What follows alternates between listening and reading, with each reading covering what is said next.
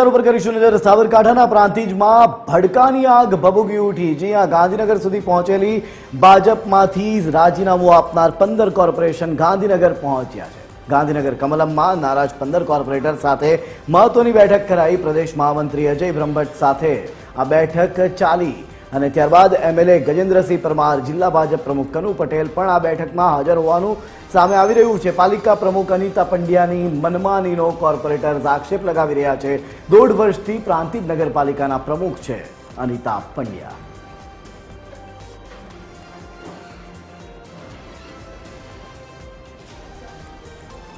સાબરકાંઠાના પ્રાંતિજની વાત કરી રહ્યા છે। ભાજપમાંથી રાજીનામું આપનાર 15 કોર્પોરેટર ગાંધીનગર પહોંચ્યા છે। ગાંધીનગર કમલમમાં નારાજ 15 કોર્પોરેટરોની હાલ બેઠક ચાલી રહી છે। ખૂબ જ મહત્વની કહી શકાય કે પ્રાંતિજ નગરપાલિકામાં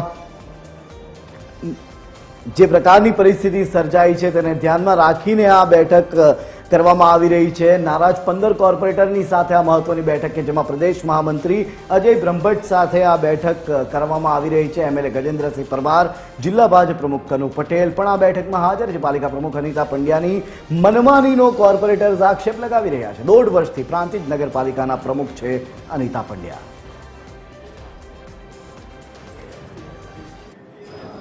સાબરકાંઠાના પ્રાંતિજ ખાતે જે પ્રકારે ભાજપના નગરપાલિકાના જે કોર્પોરેટરો છે 15 જેટલા કોર્પોરેટરે વર્તમાન જે પ્રમુખ છે તેની સામે વાંધો ઉઠાવી અને એક સાથે રાજીનામા આપ્યા હતા અને હવે જે આ અસંતોષની આગ છે તે કમલમ સુધી પહોંચી છે।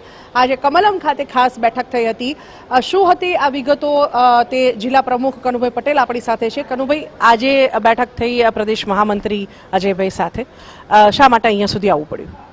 નમસ્કાર બેન, ગઈકાલે મીડિયામાં જે પ્રાંતિજ નગરપાલિકાની જે વાત ચાલતી હતી એના અનુસંધાનમાં અમે ગઈકાલે જે નગરપાલિકાના કોર્પોરેટરને પણ મળ્યા હતા।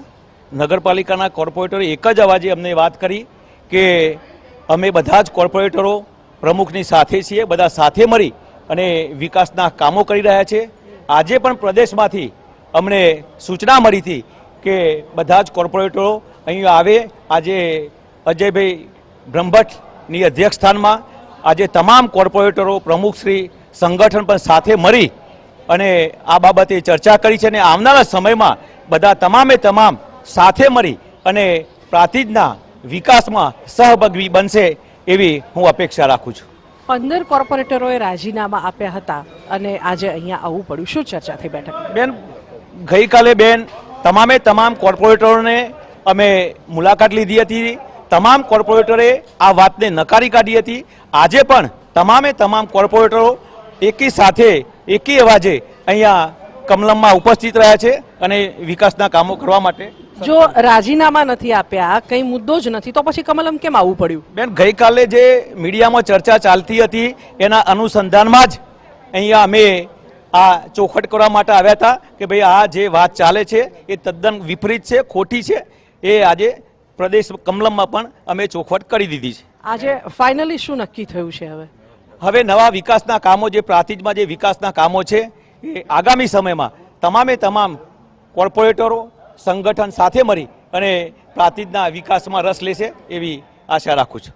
તો આ હતા જિલ્લા પ્રમુખ કનુ પટેલ, જેમનું કહેવું છે કે જે પ્રકારે મીડિયામાં વાત ચાલી હતી કે કોર્પોરેટરે રાજીનામા આપ્યા છે, જો કે આ વાત તો તેમણે સ્વીકાર કર્યો નથી, પરંતુ પ્રશ્ન અહીં એ જ થાય છે કે જો રાજીનામા આપ્યા ન હતા તો કમલમ સુધી આ મુદ્દો પહોંચ્યો કેવી રીતે, તેઓ અસ્વીકાર કરી રહ્યા છે। પણ મહત્વનું છે કે હવે અંતે ઘીના ઠામમાં ઘી પડી ગયું છે અને પ્રદેશની નેતાગીરી અસંતોષની આગ ઠારવામાં સફળ થઈ છે। કેમેરામેન રાહુલ જાદવ સાથે સુનલ અડકર, TV 13 ગાંધીનગર।